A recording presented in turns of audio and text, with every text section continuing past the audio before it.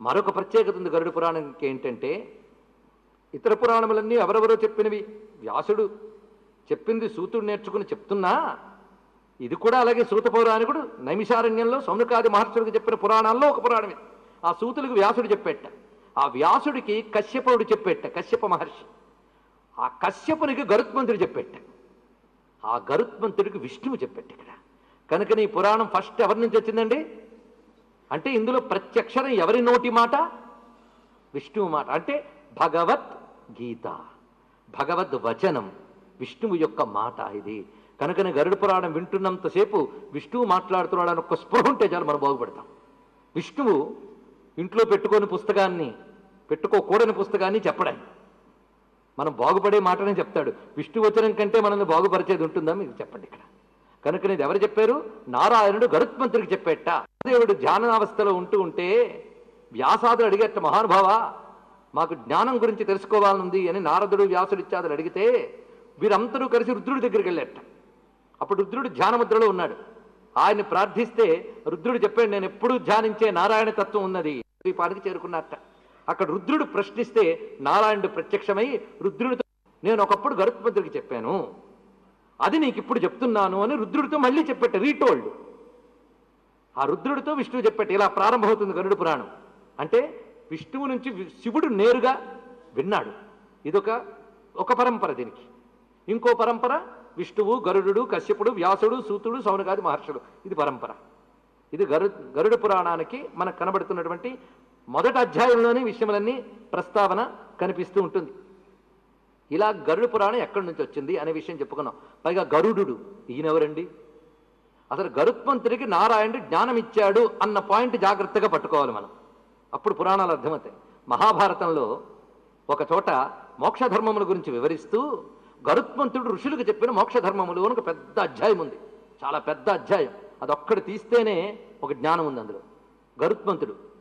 ఈ గరుత్మంతుడు చెప్తాడు, అసలు నేను విష్ణువునికి వాహనం ఎలా అయ్యాను అని కథ చెప్తాడు ఆయన.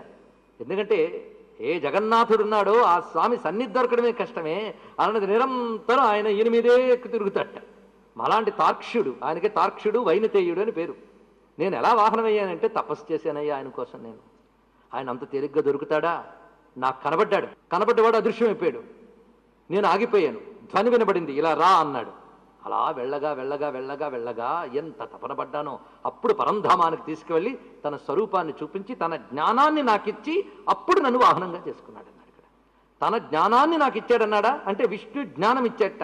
ఆ విష్ణు జ్ఞానం గరుత్మంతుడికి ఏది ఇచ్చాడో దాని పేరే గరుడ పురాణం. అక్కడ భారతంలో క్లుప్తంగా చెప్తాడు. ఆ క్లుప్తమే మనకు చాలా ఎక్కువలండి. దానిని గరుడ పురాణంలో మరింత విస్తారంగా చెప్తాడు. అంటే గరుడ పురాణం ప్రస్తావన మహాభారతంలో కూడా వ్యాసుడు చేశాడు అనే విషయం గ్రహించడం కోసం దీన్ని నేను ఉదహరించాను. పై గరుత్మంతుడి పేరు ఎందుకు పెట్టారు? నేను కశ్యప పురాణం అనొచ్చుగా, రుద్రపురాణం అనొచ్చుగా, రుద్రుడు కూడా విన్నాడు కదా. ఇందులో ఒక రహస్యం ఉన్నది. గరుత్మంతుడు నిరంతరం విష్ణువుని ధరించువాడు. పైగా గరుత్మంతుడి గురించి భాగవతంలో మాట చెప్పారు. ఎక్కడ?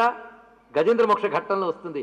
గజేంద్రుని రక్షించేటప్పుడు నారాయణుడు ఛందోమయేన గరుడేనా అని ఒక మాట వేశారు. వారు ఎంత ఔచిత్యంగా చదివారంటే మహాత్ములు సుపర్ణో శిగరుత్మాన్ అనే మంత్రం చదివారు వాళ్ళు. వేదంలో సుపర్ణుడికి సంబంధించిన సూక్తములు ఉన్నాయి. గరుడోపనిషత్తు ఉపనిషత్తు ఉంది తెలుసా? గరుత్మంతుడి స్మరణ పాయిజన్స్ పోతాయట. విషాలంటే మేమేం విషం తాగలేదండి అనొచ్చు, ఒంటి నిండా అవే ఉన్నాయట. టాక్సిన్స్ అని మీరు అంటారు, తక్షక శబ్దానికి దగ్గర ఉండొచ్చేది. మన లోపల శరీరాన్ని బాధించే విషములు చాలా ఉన్నాయి. అలాగ పెద్ద విషయం ఏంటంటే మనస్సులో ఉన్న రజోగుణ తమోగుణ వికారములు ఉన్నాయే, ఎంత నిగ్రహించుకుందామన్నా నిగ్రహించబడని విషమట. అంటే గారుడోపనిషత్తు ఏంటో ఏం చెప్పిందో తెలుసా? అమృతం అంటే బ్రహ్మ విద్య, అది కానిదంతా విషమే అన్నది.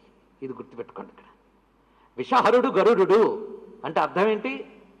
అజ్ఞానాన్ని నశింపజేయవాడు, రజోగుణ తమోగుణాల్ని నశింపజేయవాడు, శారీరక మానసికమైనటువంటి ఆది వ్యాధుల్ని నశింపజేయవాడు. గరుడ పురాణం వింటేట అవి జరుగుతాయట. చూసారా? మరి వింటే ఏం జరుగుతాయి? బాగుపడిపోతాం. అది కాకూడదు కదా, అందుకే వినాలని బుద్ధి పుట్టిన ఎవరో